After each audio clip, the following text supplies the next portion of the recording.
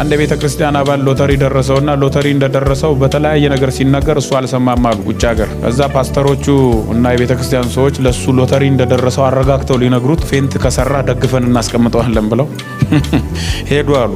ከዛ እያባበሉ እንግዲህ ሎተሪ ቢደርስህ አሉ። የቤተ ክርስቲያኑ ፓስተር ነው። ሎተሪ ቢደርስህ ይሄን ያክል ብር ቢደርስህ ምን ትሆናለህ አለው። አይ ጥሩ ነው ደስ ይለኛል። ከዛ አረ የሰው እየደፋር ነው ብሎ ፓስተሩ ማለት ነው $500,000 ቢደርስህ ምን ታረጋለህ ሲለው ላንተ $100,000 ሰጣለሁ ሲለው ፓስተሩ ወደቀ።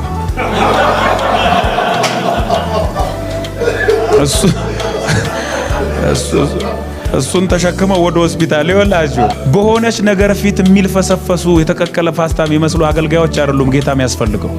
ወኔ ያላቸው መንፈስ ቅዱስ ያለባቸው ሁሌ ስፒሪት ፉል የሆኑ ሰዎች ቤተክርስቲያን ያስፈልጋታል። አየህ